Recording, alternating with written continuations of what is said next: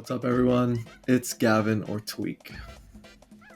What's good? What's good? It's Marcus or Pink. What up? It's Charles or Chuck. Damn, Marcus got low on that one. What the heck? You got Haz or Matt here. Dude, I am so... Everyone at work was like, are you getting sick or something? My throat it's just gone from the weekend. Yeah. Just so much talking, so much shit to do, so many thrones to watch. What a great time. I'm happy to be home, though. I was so fucking exhausted, dude. I forgot. Dude, we've been spoiled because the West Coast travel has been minimal. But damn, dude, it is a lot. And then you think about people like traveling from EU and all that good stuff. Either way, what's going on, everyone? I don't need to keep going here. We need to chill here. Any Charleses want to volunteer Sure, to I'll hit do the it. hot chill? Are you sure? I can do it, Chuck. If you want to, All right, guys, you already know what it is. The Tweek Talks Patreon. Check us out. We're dropping hot content over there. Make sure you go there. Patreon.com/TweekTalks. We do very consistent content over there. Basically weekly. We add on an additional 20 minutes, half hour, whatever. So go over there if you want to see more Tweek Talks. We want to see you over there. So Patreon.com/TweekTalks. Very cool stuff. We showing anything else right now? Are we good? Yeah, Watch the Throne is over. Yeah, get ready Watch to the watch the VODs of Watch the Throne, and make sure to watch the Throne in 2024. Hopefully, if we can get that one going, and make sure to like, comment, and subscribe on YouTube, and of course, rate us on the podcast platforms like Apple Podcasts and Spotify. We're good to go. Golly, Chuck is a master. Like it Yeah, looks he's so good. easy for him. Like He could say that in his sleep, bro. he really could. Like, Sometimes I'd be sleeping and be like, comment, and subscribe. please, All right. please. I'll try to be more like Chuck next time. All right, message received. All right, you got it, Marcus. you did a great job too. But no. Oh, Yeah, please Chuck. don't do that. Oh, please That's do just- not play. There's Yeah, good that's why I and try to toss to him, dude. I know. There's good and then there's great. It is what Yeah, it is. it is. It's like that sometimes, Yeah. you know. It's I all give it good. up. Chuck is amazing, obviously. That's my Bro, all of us are here. I know it's We are everybody. here. I was gonna say, wow, holy shit, good call. That means Marcus. this is going to be a very important episode then. If That's all four true. of us, if you're the four horsemen are here, no, not the four horsemen. Four horsemen. What the heck? We're not horsemen. Oh, it's a pestilence. We're tweak talkers. Actually, you know what I want to get, because obviously we're going to talk a lot of Watch the Throne today. It was the event of the weekend, event of the century, if you ask me, honestly. Really, really fun time there out in the Guild House, which is just the sickest venue. We said it so many times, but truly can't thank them enough for giving us the space for the weekend or letting us use the space for the weekend. It's just amazing. Such good vibes there. But actually, before I dive into any of our personal experiences there, because myself and Charles were casting and staff there, and Gavin, you were, basically staff and also playing there. So, Marcus, from a viewer point of view, I guess it's like an easy way for us to get good feedback from, obviously I trust most of your opinions. There's that whole Marth thing that I don't like, but that aside, I like most of your opinions. What do you think of the event? Did you have a good time as a viewer? I think it's a unique point of view. How do we choose Martha, not Sora? Like, what the heck? I thought you were gonna say Your Sora point of view is that you think very highly of him, right? Yeah. I do too, so it's fine. Oh, okay. Well, not as a character, Yeah. in Smash. Yeah, it was cool. I was sitting there. I was like, let me see what this Watch the Throne's really gonna look like. And I tuned in. I was surprised. I was like, oh, it's not a couch. It's 4 seats, which is, a little different. But I was like, they each have their own personal throne. I guess that's like where the vision was. Or maybe you just didn't have couches. But in my head, I we was didn't like, have two man couches. yeah, I was we like, made it oh, work. Little column A, little column B. It's 4 thrones for every caster.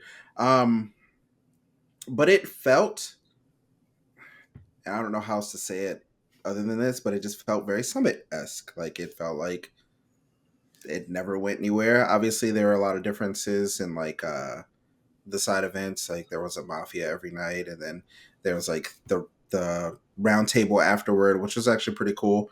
I don't know how many people truly tuned in. It was like a couple thousand people each night for the round tables, but that was super cool. But as far as the event, Guild House, I've been to the venue before, so I kind of knew what to expect. I've been in the upstairs area, and I think y'all did a great job. Yeah, I was literally watching the event like, man, this is fantastic. I can't think of like much. There are obviously some hiccups, and that's the thing that I really wanted to point out is this is y'all first time doing it, Yeah. And it went very well for very, very well for the first time running an event of that caliber. So all the players showed up. Seemed like for the most part they had a good time. Seems like the casters were enjoying themselves. Like, sometimes like when you're watching summits, there's just you've been there so many times, you've seen the set so many times, you're just like, casters don't actually want to cast. But it seemed like y'all enjoyed a very large amount of the matches. The day one matches were nice. I don't know. It was a good event. It was a good event. Good watch. What about, all right, stop holding back. What about negative feedback? You said, come on, Yeah, hit because us with I it, feel like Marcus. it was similar to Summit, but if you directly compare it, obviously I think Summit has higher quality, like just Right. content, sets, cameras, equipment, you know what Yeah, I editing mean, team and stuff like that. So yeah, I definitely think Summit. in terms of like quality, we don't hold a candle up to Summit, but Right. we did the best with Yeah. what we got. You know what I'm saying? Like, Some people on Twitter also noticed we didn't do skits. Yeah, I Good was call literally out. about to say that. Good call out. Yep, we didn't do that. We can't afford it. that's So very expensive. maybe next time. Yeah. Well, because the thing is, so Summit flew us out 2 days early, and like some of us would Yep. do skits, and some of us would just be there 2 days early, and that's extra flight, hotel, whatever. More time people have to take off of work, and more time you need the venue. Which Summit had a venue. We don't have a venue. We work with Guildhouse, but we pay for that because it's a huge space that they let us use. So that's why we didn't do skits this year. We want to do. I think it's a good idea to do more cool content ideas, not necessarily skits per se. I don't know if we're ever going to be able to do that. I hope we can. It's obviously, we actually have a meeting tonight. Well, by the time the podcast came out last night, about things we want to improve and the feedback that we saw on how to improve it. So yes, we also noticed there were no skits. I didn't know that would be such a big thing that was missing, to be honest with you. Obviously, I like them from Summit.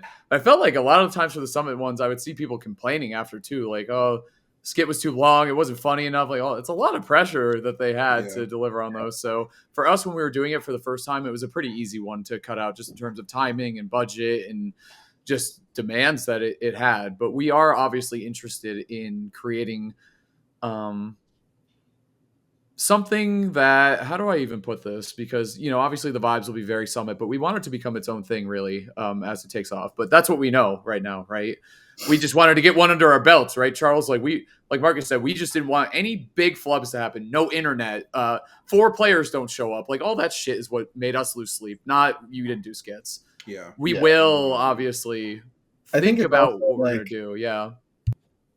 When they compare the two, it's like the glaring thing that isn't there. It might not even be about whether they prefer no skits or skits. It's probably it's like when you have something and you're not like sure if you even like it, but then it's gone. It's like, wait, I didn't have a chance to decide if I like this or not. Yeah. It's like someone coming through and being like, actually, you guys don't have skits, so you're not doing X or Y correctly or whatever, right? Like, yeah, we did notice. We noticed that we didn't write scripts and shot the shots and all that stuff. But the thing is that's another good point, Gavin, is that we want to use this as a data collection. What do people really miss? What do people really want to see? And as we work towards potentially doing another one, we're going to be looking at that. So again, we're looking for constructive feedback, not whatever comes to your brain first, like actually doing something. So yeah. And put that feedback in the YouTube comment. I was gonna say please and thank you. Please and thank you. You already know. Well, I'm not a YouTube comment, but I can be. But there's one. There was like one point. I'm not sure what happened. I think it was like before top 8 or something like that. There was a very long break, like a very, very, like a very 20, 30 minute break. 30 minute break. And I was just like, what happened? I think whenever, especially because I think you've also been on the viewing end of, I don't know what happened, obviously, but as a viewer, I would just appreciate someone saying something of like essentially what's happening. Oh, like a reason? Like, I mean, I could tell, I could say the reason. Yeah, no, but I mean, just like for the people watching, because a lot of there were obviously breaks and stuff for ads, and like that game looked really cool, Combo Devils or whatever. It looked like a fun game. But there are like breaks for ads and stuff, and like that's gonna happen. Like it's stuff costs money. But yeah, so there's gonna be breaks.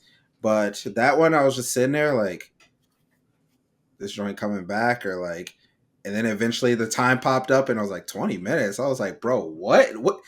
20 minutes. All right, well, break time, like actual break time, like time to go, like do something. Yeah. So in that scenario, Guildhouse was setting up Guildhouse / like production was setting up the MC mic for Coney. So that's what was going on. We were essentially getting Coney ready to MC because we didn't have any MCs like throughout the whole event, right? So before top 8, that's when, and also that was kind of a last minute change as well because we didn't know at first Coney was going to commentate like top 4 and have commentary blocks and stuff like that. But for us, I mean, I guess we can let everyone know, but like all the commentators at the event, we're not getting paid any money for commentating. So we all just came through. Obviously, the event provided hotel and housing and stuff like that, like hotel and flights.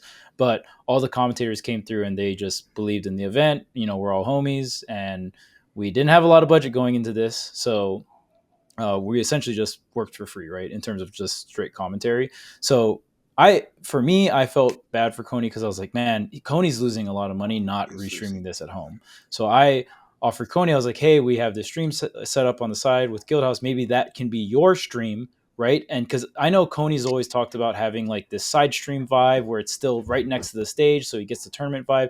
So Coney can still make his bag from streaming, and then but he really wanted to be a part of the event. I was like, well, you could MC, so it's like you go up there real quick, you MC, then you get back to a stream, right? Because he did the side stream thing at SmashCon, and when you went up to do top 4, me and Haz were on Coney's stream, but people come to Coney's stream to see Coney, so obviously his viewership's gonna drop a bit.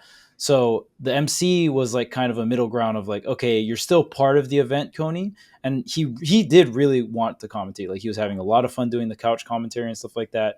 But it was a nice in between for Coney where he did couch commentary, and then, you know, on the final day he did MC, still part of the event, and he was still with the side stream too, and a bunch of different people. I know myself, Has, Void, Bam, and a bunch of other community members jumped on Coney's side stream as well to be a part of that too. So I thought that was a really cool middle ground, and that was a big reason of why we had that like 20-minute long break or 30-minute long break before jumping in, because we just had to redo a bunch of audio. And if you know anything about production, audio is the most like, it's the hardest thing and the most complex thing when it comes to most productions. Audio can get a little tricky.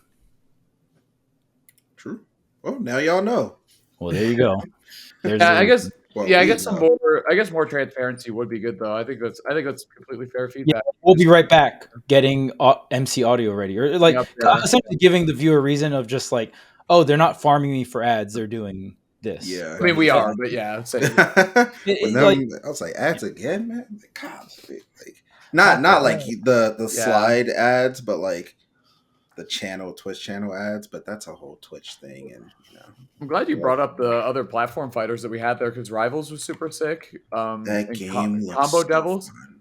It does. And dude, the thing is, I'll keep it a stack. I hate all those other platform fighters. Usually, I think I'm just gonna play Smash like whatever. But bro, those were good trailers. Like I said it on the couch, but that was Combo Devils, especially from what they showed, is like a complete game. Like they have a single player mode, a co-op, like a roguelike type deal, like all this stuff that we're not just making Melee 2. Like that is what I hate when it comes to that's the worst. That is Melee 2.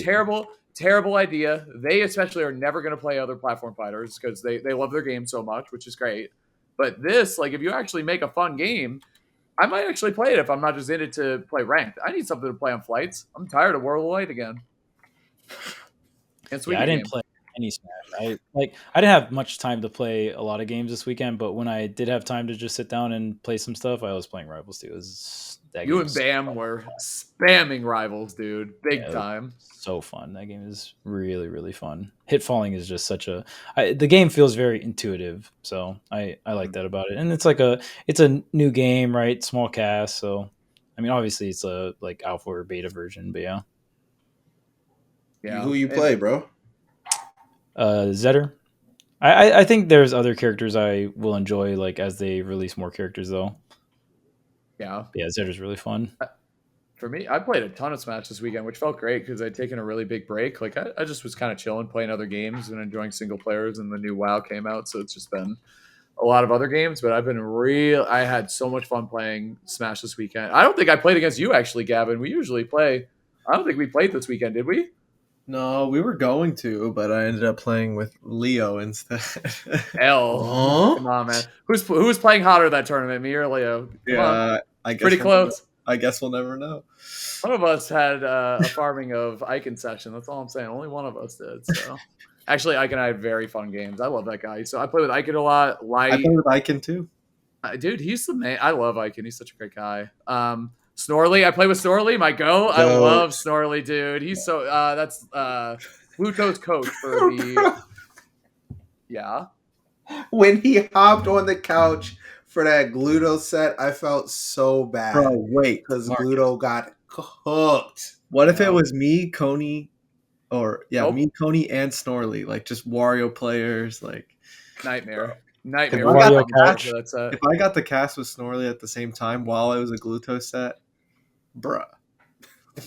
That was some big feedback we got too, is that they wanted more casters to do more, or more players to do more casting, which is totally fair. I think that's I would have done it. It's hard. It's hard to ask y'all, yeah, because they're just giving up playing to be on the couch. Yeah, I thought we got a decent amount of players. I don't know comparative to like Summit, but me and Phil were out there like essentially spamming the players, like anyone want to cast, anyone want to cast, anyone want to cast. So we tried, and it's hard because I don't want to schedule players onto the commentary couch. Mm-hmm. I only want players to go up there if they feel comfortable, and you know what I mean. Because I like Haz said, our biggest priority is the player experience, and we want to make sure the players have all the time and resources they need for the bracket and stuff like that. So, and even I'd love to hear your opinion, Gavin, since we don't have skits and we don't have a media day. I'm assuming most players like it. I know Light said that he kind of preferred that when we were doing the Tweek Talks Lights Out podcast.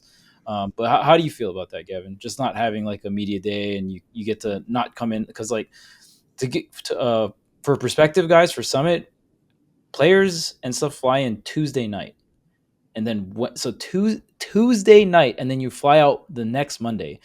So the previous summits were like a week-long experience. If you're part of the event, you're flying in Tuesday. Wednesday is media day where they record skits and get headshots and stuff like that. Thursday, the event starts, right? What did the event start on Thursday? It did, right? And then side events and small events. Maybe some pools, but yeah. And then I think Friday's pools will start. So it's like, that's a lot. So yeah. I would love to hear your opinion on that, Gavin, as a player.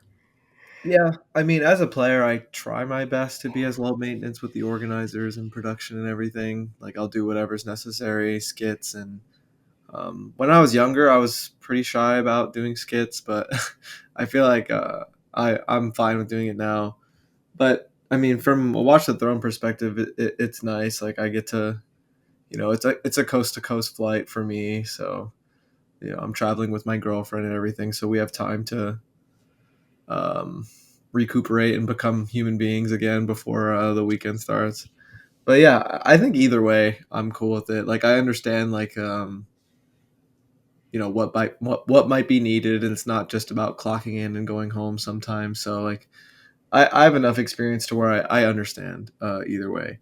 So I'm perfectly fine with both usually. But I do a lot of content in my life. I do this podcast, I stream, I do a bunch of stuff for Luminosity and Metify and blah, blah, blah. So obviously, if I can take a tournament to focus on the tournament, that's obviously very good for me, because it's not always the case.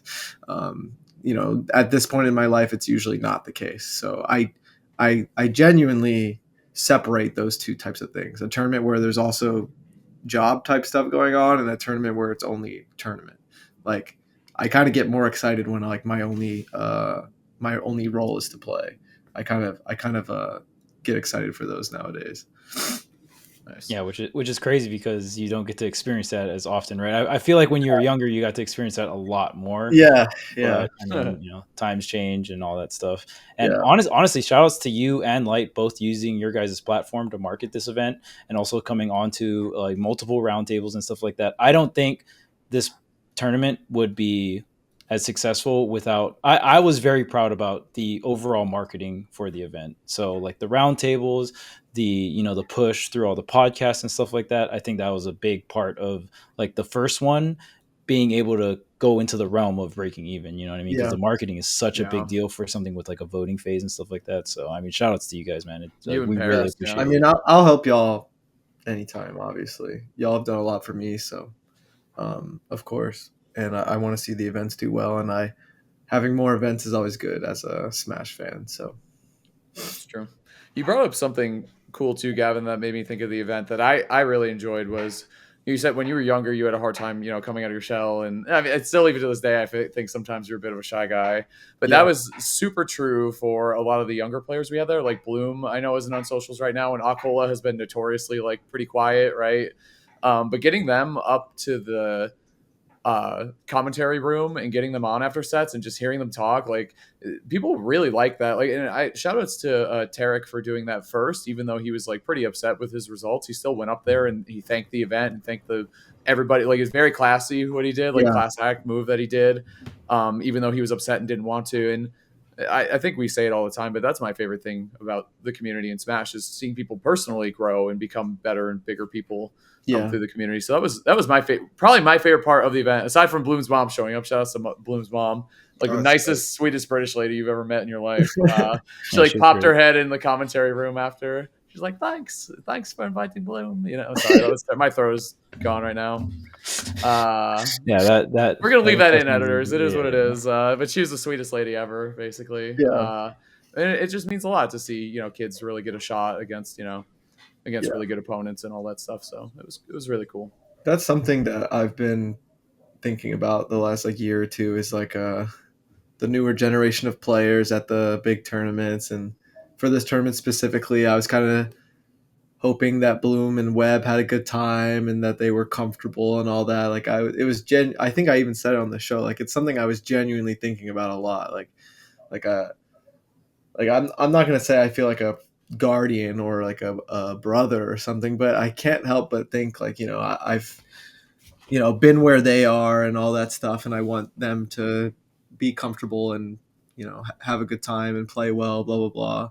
And I think Bloom and Webb did a good job at that. I think they played great. The crowd loved them, and all that. And I hope they had a good time. I hope so. But yeah, even like like Riddles and Cola and like all those types of players, Zamba, like I just want them to be happy. You know what I mean? Like like the newer players, like like we're used to them. The community is used to seeing them, but like they're a few years younger than me and all that stuff. So I'm always not necessarily looking out for them and everything, but I do worry. Like it's like I don't know. Maybe it comes with age or something, but yeah. You've been Mentor there before. Gavin. Yeah, I think it's because I've been there before, and like I know what it's like to lose and not sure what to do with yourself, and or even like I don't know. It's a tough life when you're like in a competition type of thing, and it's just you and yourself versus the world. So it's not easy. Yeah, and even Zomba was there as a sub. That was cool. Yeah. Zomba got on the mic a couple times, which was dope. I mean, just hanging out with Zomba was fun too, so that was cool. Yeah. And I get we can pivot into the results. You guys want to start talking about like the actual tournament itself? Sure. I wanted to hear your favorite part, Charles. Like favorite like match or no, man. What did you like about the tournament? I mean, I was really busy the entire time, but to me, it was very fulfilling. Like as I'm running around grabbing pizzas or doing whatever, right? Like there's just a bunch of small stuff I had to do, but it felt very fulfilling to see smiles on players' faces, smiles on the audience face. You know what I mean? And even just the general workflow, it felt pretty efficient. And even doing things like pivoting with Coney's side stream stuff, like that was something that we made that call like maybe the night before, the morning of, and we're still able to execute on it. So kind of being able to envision something and just execute on it like immediately and have it go really smoothly felt really nice. So yeah, and especially after it was over, and I mean even like looking at the viewership numbers and stuff like that, everything exceeded my expectations and everyone was having a good time. So it was a very, it felt so fulfilling because I've worked and helped with other events, but this is the first event that I've been a part of, like building from the ground up, and I'm doing it with a bunch of my friends. So like, I don't know, I don't think you get any better than that. Yeah, yeah, and I just gotta say I can't thank you enough, man, because there were a lot of people on that staff and a lot of our friends on the staff, but I think we all acknowledge that you broke your back more than anyone. So really appreciate you, man. Without Thank you, you, thank that you. tournament would not have gone. If it happened at all, it would not have gone smoothly for sure. Yeah. So You you're are the one of goat, the hardest Charles. Yeah, workers I know. So Thank you. That means a agreed. lot. Goat. Anyway, all right, let's talk about some results. Spar goat Well, What in the was building. going on? What was going on? did you Bro was listen to hitting those the? dash attacks and downers. That's what's going on. I don't understand. It felt like he couldn't be wrong. He couldn't be wrong. His decisions just they felt right every time. His recoveries, his routes, it all felt correct. I was just watching like, this might be optimal. Like I was like, this feels like not even like, oh, this is like a really good decision. I was like, this might be optimal here. Like, oh snap! Like that was easily the best I've ever seen him play. what did I say? What did I say on this show? Wait, what did you say? You said a lot of things. Spargo I is due. said that he's not doing as well and people are noticing it, but I said a player that's young like him and a player in a position like him, he's going to rubber band, and it might even be more impressive than when he went before. I said that, and I told everyone, and it happened even That was sooner. literally last week, right? Yes, I said it was going to happen. It was like a week or two ago. I said it. I've done it myself. I've rubber banded myself. I've seen everyone else do it, and Spargo is clearly the type of player to do something like that. So, you can't sleep that quickly. You can't fall asleep that fast, bro. Yeah, I don't even know like what was the most impressive part, but like I don't know if it was beating Sonics with Cloud or beating Mia with Cloud. Like he usually goes ages versus both, and I can't figure out which one was more impressive. Like they both were incredible sets. I think beating Mia in general right now is like, I mean, it's the same with Sonics, right? Like beating either of them is really, really difficult. But I think just beating Mia in general right now is like a really, really tall task. And I think Sonics and Spargo have so much history that maybe Spargo has like some notes in his head specifically about Sonics, so I would say like that's probably the most impressive thing is for me at least was him beating Mia with Cloud. Like that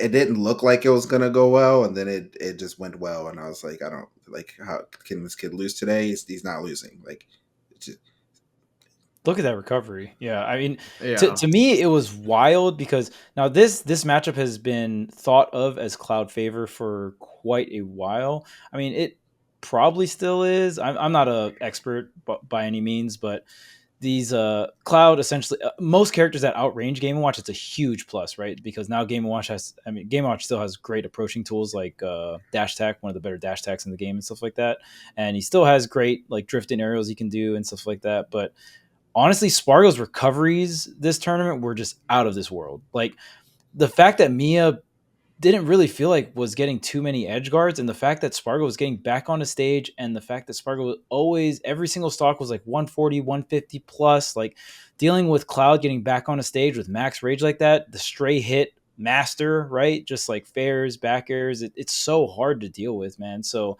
really good stuff to Spargo and his recoveries. Like his recoveries, the dares, and the dash attacks were like the three things that stood out to me.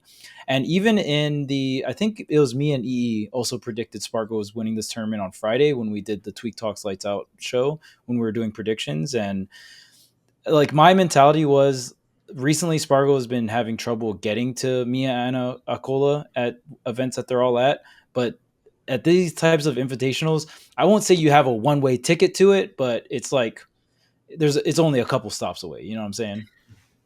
I lied. The most impressive thing for me about Spargo this weekend is actually in the little like thing at the bottom, like headliner. His bounce back from the beginning of the weekend was incredible. Damn it, Marcus, you took mine. Dang. My bad. That was my Stolen. favorite. Well, I'm because yapping. it's a very different style of tournament, and he's gotten body. He's literally gotten last at the last summit, right? He got last place. He went 0-2 in the final, or Yeah. 0-1 in the last bracket. And he's also won a summit.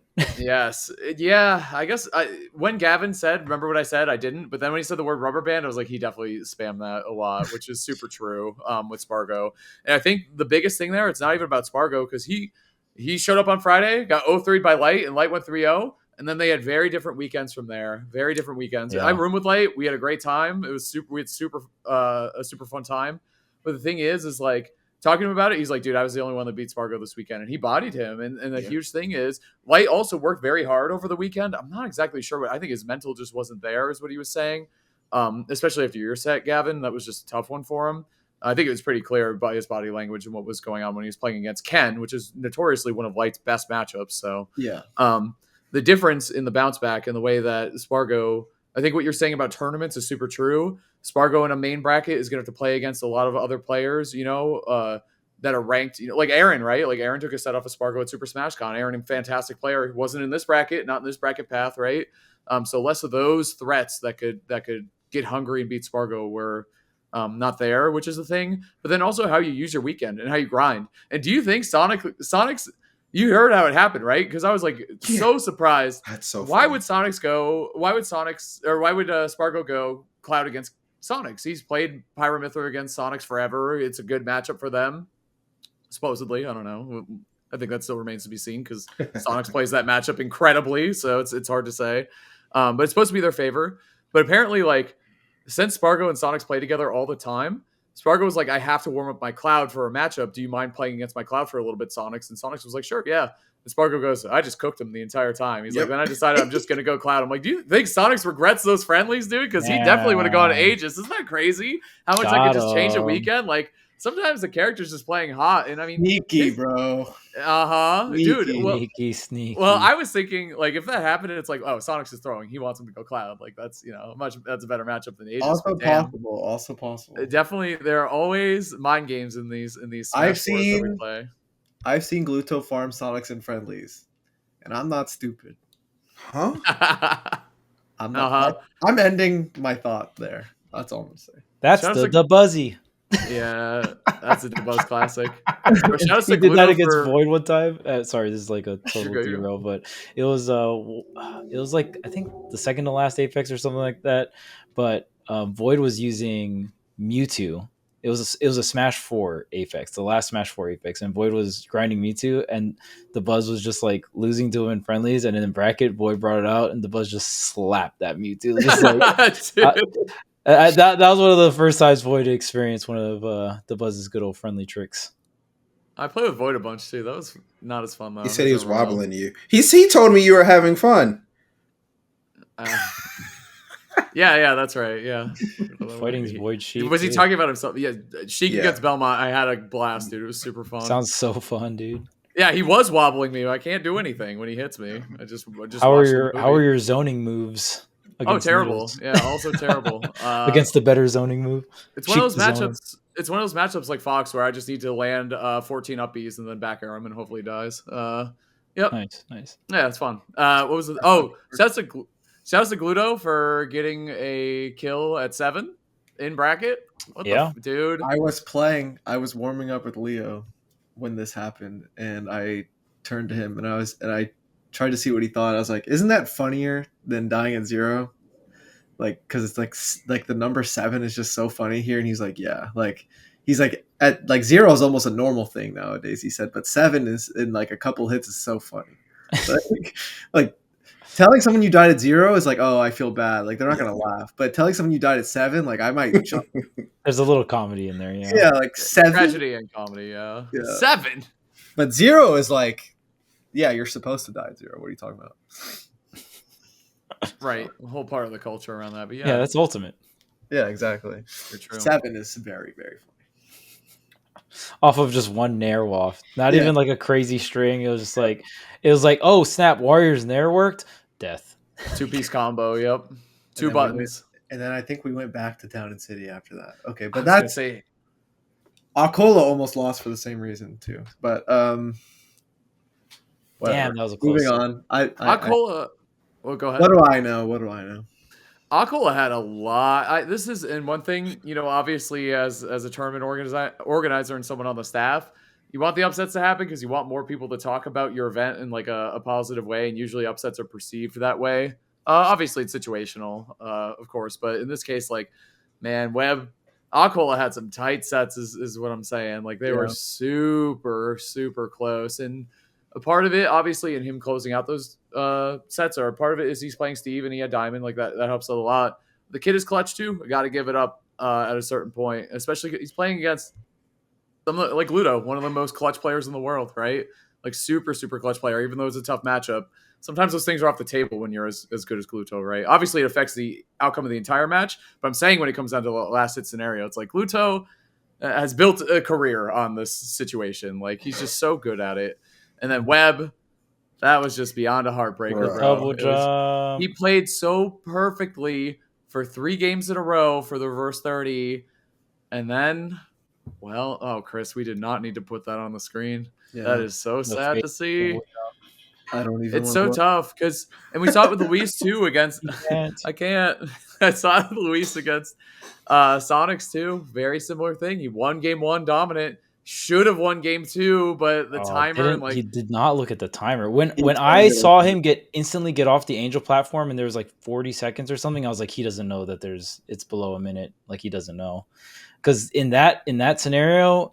And then there was even it was the scenario to the left is when I super knew he didn't know the timer, because he like got a hit and then tried to follow up with like a full hop or like some kind of back air on the left side and then got whiff punished and lost the lead. I was like, oh, you're supposed to like get the hit and just reset and get out. Like, no.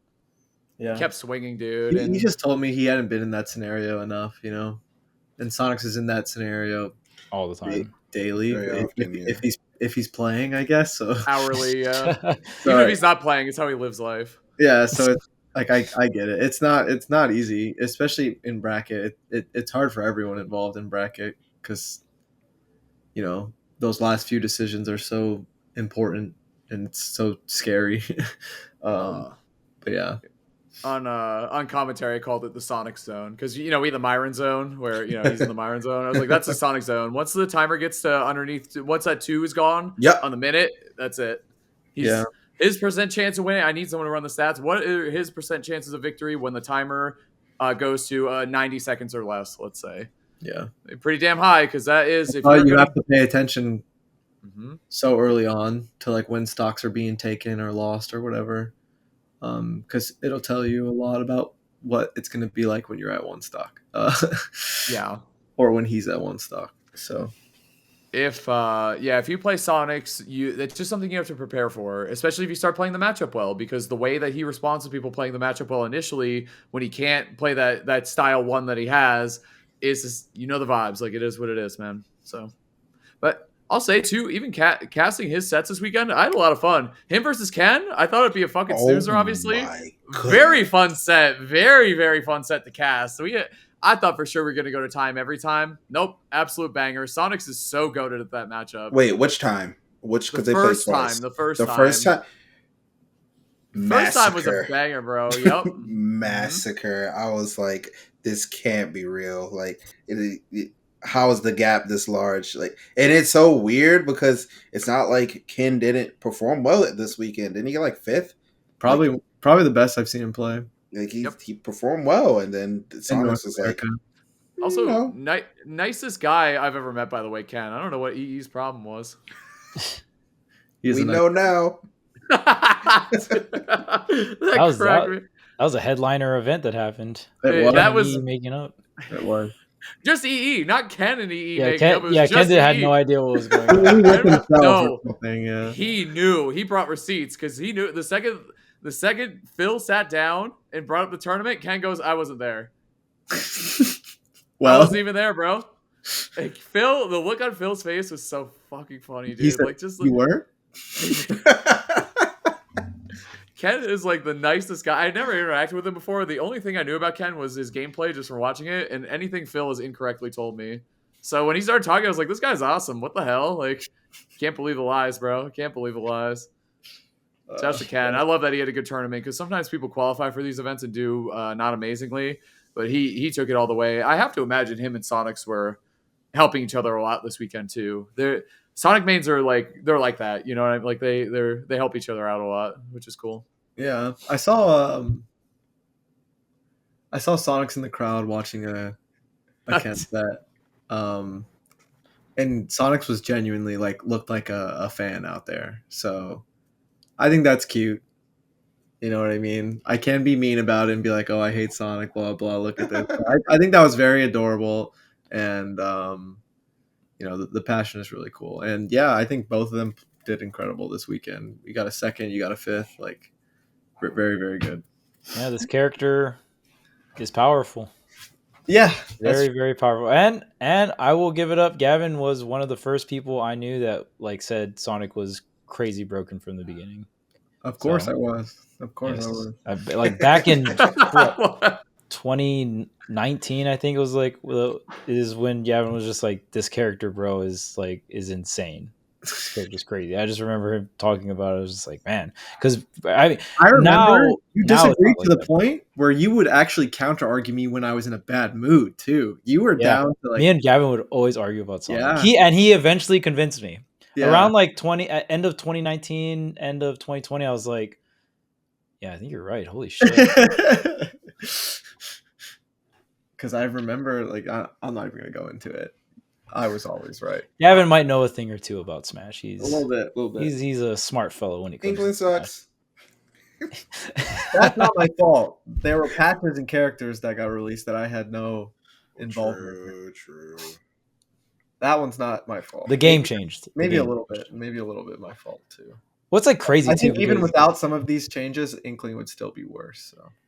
Well, I think post quarantine was interesting because it was it almost felt like Ultimate 1.5 because so much things changed. There was patches and we were only kind of keeping up with competitive, but it's through Wi-Fi, right? Which has a bunch of asterisks, obviously, and stuff like that. So apparently it doesn't. Jeez. Lol, Inkling. I mean, I don't know. Them Wi-Fi tournaments are looking very accurate now. I'm like, yeah, true. It was crazy. My favorite interview was Leo and Mia were interesting. So apparently Mia plays his roster. I was like, so why do you play Game & Watch and Steve, right? And he was like, well, I just practice on online, so I just pick characters that are broken online. Yeah. So that's why he plays it, and he said it had nothing to do with matchups at all. It's these characters are broken online. So I wouldn't be surprised if we add Sonic to that list. And Mia will be ultimate darkness and does not care and will achieve number one. Something I want to say is at one point there was I guess at this point, a rumor that Mia said NA was free. But I guess he's saying he didn't say that. So I want to bring that up just because I like to clarify when things are said or not. So I think sometimes I feel like the community has a way of hearing one thing and just running with it because it fits a certain narrative in their heads. I do still think that Mia plays a certain way in the game that makes that believable. However, those are two very different things. He's saying he didn't say that. So he was just wondering where that came from, which leads me to believe he didn't say it. But who knows, man. And then Leo's interview was cool too because we got to talk about his character roster.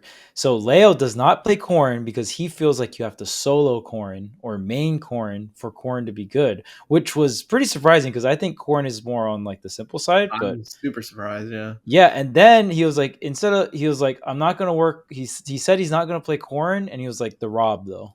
He was like, 2024, watch this Rob, which is more technical character, but. I mean, obviously, simple Rob works, right? Technical, yeah. High ceiling. Let's just say high ceiling. High ceiling. He's a little technical. Leo could have won that set if he was a little more technical with Rob. He dropped that gyro combo at the end. Yeah. It wasn't even that. He just had to wait. Yeah. He started had to air dodge. He was too excited to spin, bro. He wanted to spin so bad. Spin-based gameplay. Yeah, I mean, spin-based gameplay is always very strong. Okay, so yeah, apparently. Dude, that was so funny. Cooking Bam on that one. What was the other thing? Everybody, the commentators were so excited. They wanted Leo to win so bad. No jump! Everybody's screaming it, and he just goes on stage early. You just hear no. Dude, the whole crowd. Could you guys hear the crowd on commentary? Because everyone's had the same reaction. It was wild. And I said that to Leo when he came up, and he said that he was picking up Rob. I was like, Leo, you know you're the people's champion when the chat is going, hell yeah, Leo's Rob, fuck yeah, like dude, anything to win, please. Yeah. Leo Sonic, hell yeah. They just you know you're the people's champ, Leo. Back on top. Yeah, I know. Rob's a good fit. He's been playing Rob for a while, I feel like. Yeah. Like just on and off, he always has been. Yeah, Big Boss has been doing well too, Big so Boss, shout outs, man. Is that why he picked up Rob? To like help him? Maybe. I think he said that at one point. I think he said grinding that. partner, so wouldn't be surprised. Wait a second. So we're not gonna see Corrin, man? That's what he said, man. That's no Marth either. TK tried so hard to get him to play Marth. We tried the Marth. We tried the Marth pitch. We showed him the Marth deck. We showed him the Corrin deck. We are like, all right, these are like the pros and cons, you know, like da-da-da. And he's just not about it. He was like, Rob. That was a hilarious set to cast. But we were on that one together, right, Charles? Which one? The one with Leo where he was playing. Who was he playing? Was it Acola maybe or Mia?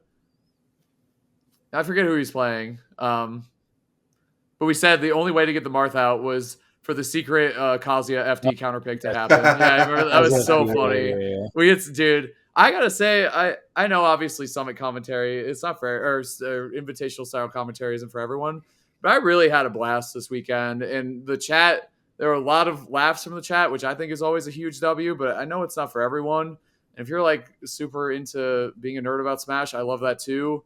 But it's just not really going to happen a ton at this style of tournament. So it is what it is, dude.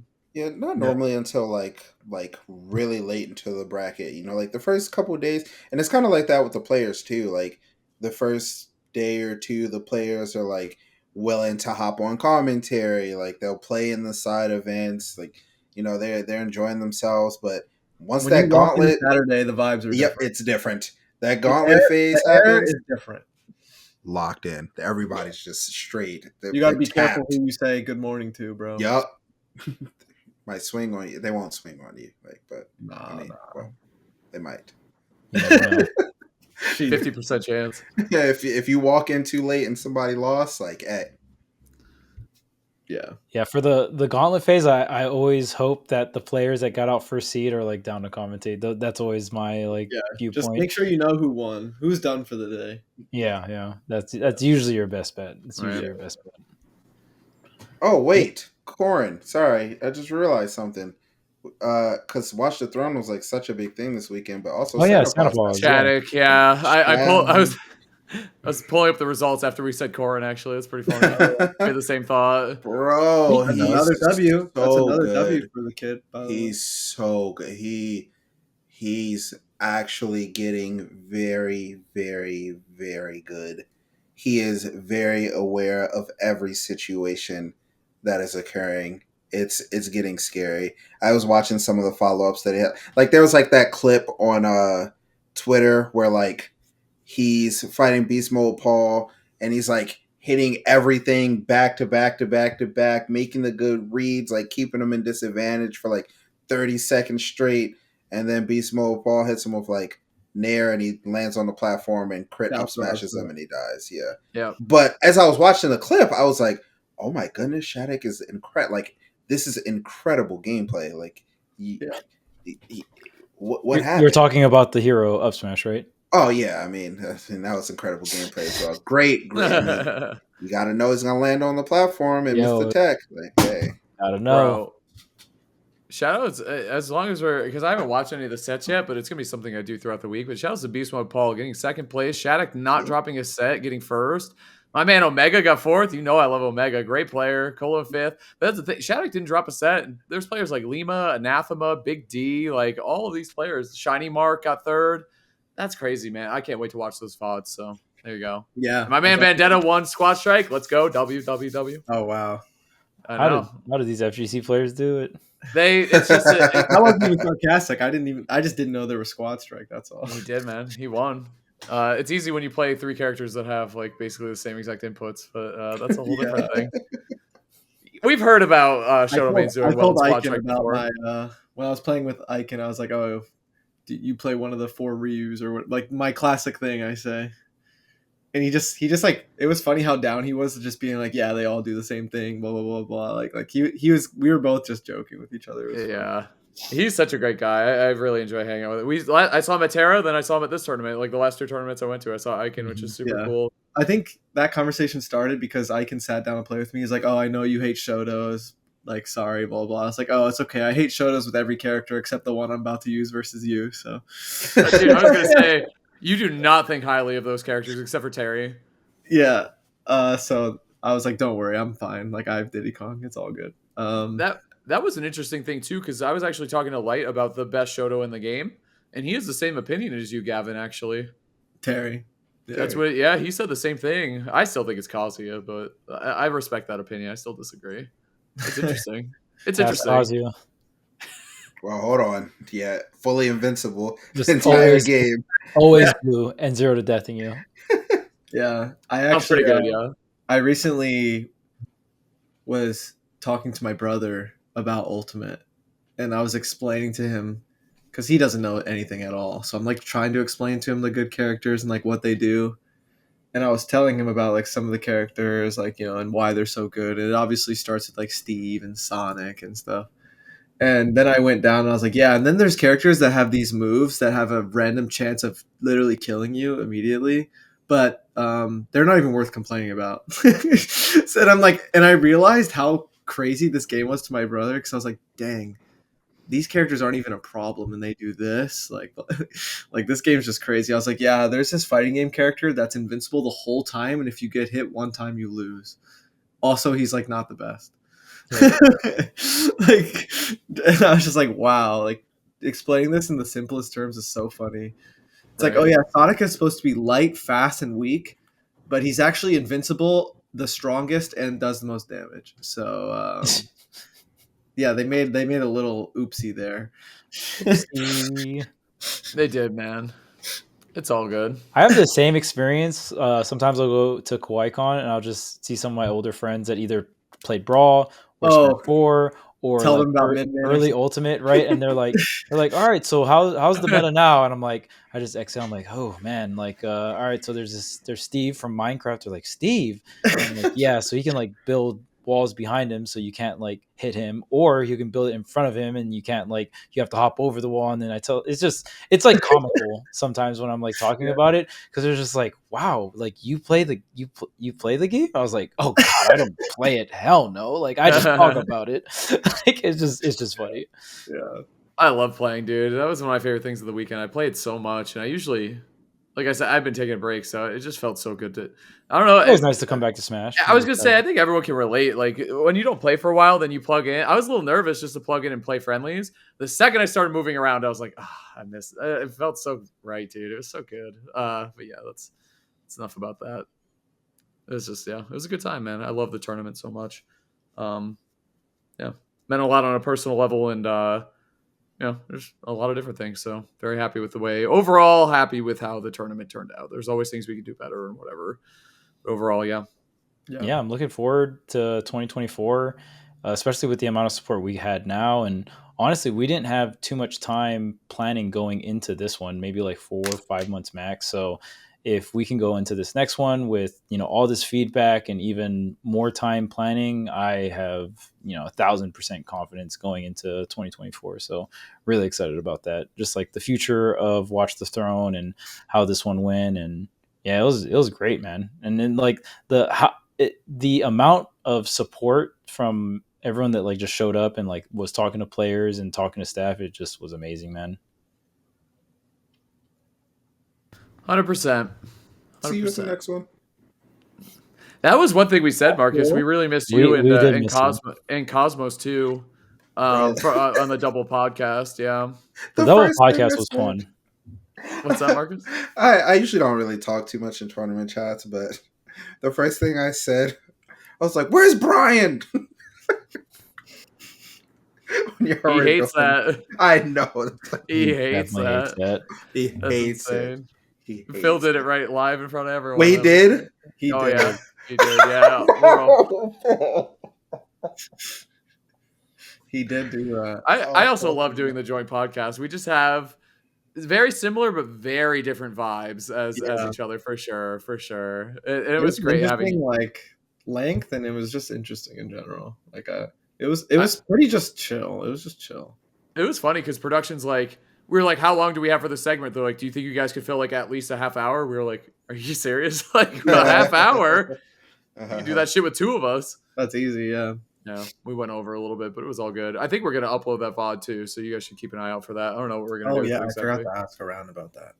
We'll figure it out. Yeah, we got a couple things in the work actually after Watch the Throne, so stay tuned. I'm pretty excited about some things that could potentially be happening in the new year. So, and speaking of that, if you guys want to see anything from us as we're trying to grow it and make Watch the Throne better, we're always looking to make the show better too. So leave a comment below if you have a suggestion for 2024 and what you want to see from us. We're all ears for the most part. What, Marcus?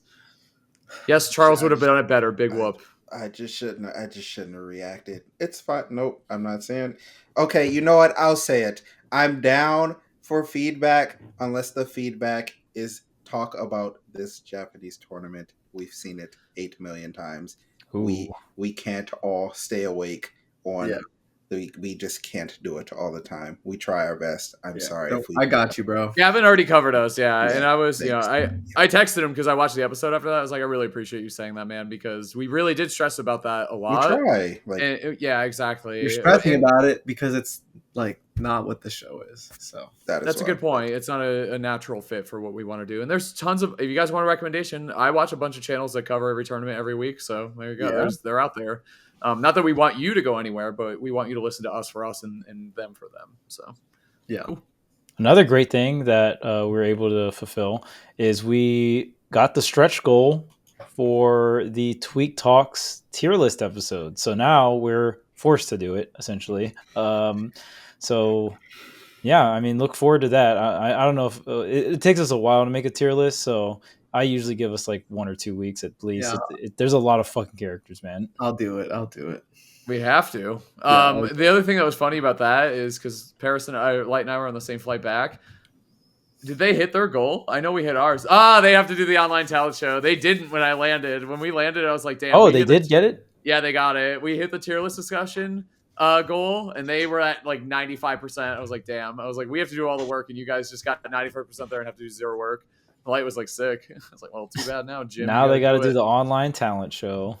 And also, anyone who bought any of our merch from the shop, really thank you so much. Yes. B works really hard on all those designs and did a great job with not just our stuff, but the stuff for Watch the Throne too. The poster, all that stuff came out really well. We're very, very happy with the merch, the shop, how everything went for Watch the Throne. It's weird how everything. I'm just waiting for like a week from now where we hear something terribly went wrong and we didn't notice, but hasn't happened yet. We sold out on the bomber jackets, basically. I think at this point, it's very close if it's not already sold out. It's really cool, man. It was definitely something I'll remember for the rest of my life, being a part of this event. So it's cool, and hopefully more to come. Yeah, yes. The first one's different though. It always will be. You know what I mean? True. But still, like you said, there's notes for next time. There's all this stuff. So always looking to do better. Oh yeah. I think that's about it. Unless anyone wanted to talk about anything else, Gavin. Yeah, I do. This is going to be pretty long and possibly strap in. So, yeah. So I've been thinking about how I want to say this. It might be a bit rambly. It might not be. We'll see how much of a public speaker I am right now. But, yeah. So for anyone out there, whether it's a peer or someone on social media or someone at a tournament, it is your choice if you want to disrespect me or my girlfriend, but I will say I'm not going to take it kindly. A lot happened this weekend, and a lot of it was not good. I guess I'll start by saying there was something that happened during one of my matches that was uncalled for and led to a lot of things that probably shouldn't have happened. It went to, the player cams during my set with Acola, and I was not happy with that. I thought that was disrespectful because it's, top 5 of a major tournament. I'm not holding a grudge on anyone. I don't hate anyone, but that did piss me off. I thought it was disrespectful to my craft and what I've accomplished. I also helped put this event together. I wasn't just someone plugging in, playing the game. I also don't talk about. I don't want to ban Steve. I don't hate Acola. I wasn't upset with anyone in the moment or upset with Steve or Acola. Shook everyone's hand who beat me or who I beat anyone. So it led to some misunderstandings about, me and how I was feeling in the moment, whether that was just someone on social media or whether it was a peer, like someone that has a platform like me. So I will say I'm not going to take that disrespect. Some of you I see at tournaments, and I'm not going to be nice about that kind of thing. I expect apologies from a lot of people to me and my girlfriend. And yeah, like I said, it also led into the Steve conversation, which I think sucks because it's at the cost of a misunderstanding. I was upset with the production. I wasn't upset about Steve or anything. It led into people saying whether I'm good or bad at X or Y thing. So I also don't think I deserve the disrespect about my Smash skills or my ability in Smash in general. I hate to be arrogant, and I don't want to. I usually don't talk about this kind of thing, but I'm very good at what I do, and I just don't think it's. I just don't think that was right for the community to do. I was the best Bowser Jr. I was the best Cloud. I was the best Donkey Kong. I was the best Bayonetta. I was the best Wario, PT, Diddy Kong, Sephiroth, Wolf. I'm the only player to win a major in every year of this game's lifespan. I won the biggest Smash pot prize ever. It goes on and on.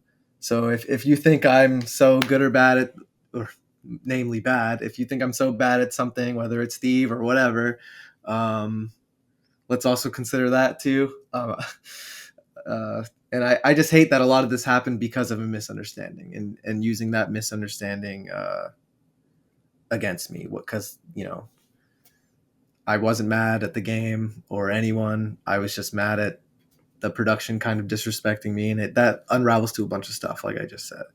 And yeah, I think I said a little bit of what I wanted to say. But yeah, I for some reason that disrespect comes from a lot of avenues, whether it's people running a tournament or my sponsor. Like I already have to deal with videos about me saying I fell off or yada yada. I already deal with a bunch of chronic stuff in my own life every day. I have tendonitis. I have Crohn's disease. But I still help put together events. I still do a podcast every week. I still try my hardest to be the best player in the world. And when it comes to in-game, I'm bringing sticks to a gunfight when it comes to characters and stuff. So I just don't think it's right for all this disrespect to come from so many avenues, whether it's a fan of the game or my sponsor or production or my peers that have big platforms, because I didn't ask for any of this. And I don't think it's right, even if it is a misunderstanding, for this stuff to go all over the place. So yeah, please don't be so disrespectful. There we go. It's definitely not hard to do, but a lot of people always want to put in their 2 cents or insert themselves or assume X or Y or I hate when people add context. Like, oh, I'm going to show you this, and then I'm going to insert what context they think is happening. So I think it's good that you're clearing things up and saying like, oh, hey, I did not feel X or Y when this happened. Like, this is how I felt, and I'm not directing any hate towards Acola or Steve or anything like that. So I think it's very good that you stand your ground and you let people know like how you felt about the situation, and it's as easy as that. And I can't imagine how frustrating it must feel to feel like you're being attacked from 360 degrees, like from every which way place, right? So I'm glad that you were able to get that off your chest, Gavin. Appreciate that. Yeah, a bit rambly, but I think I said a lot. Like I said, like it's from so many directions that it's just not right, especially because with this context, like not only am I a player, this is also top 5 of the event. I helped put this event together, blah, blah, blah. Like I don't want to keep repeating myself, but yeah, it's just weird because some of these people are my peers, or some of these people are people that ask for pictures at tournaments. And like I said, this isn't just some parasocial thing where I don't exist when you get to choose or something.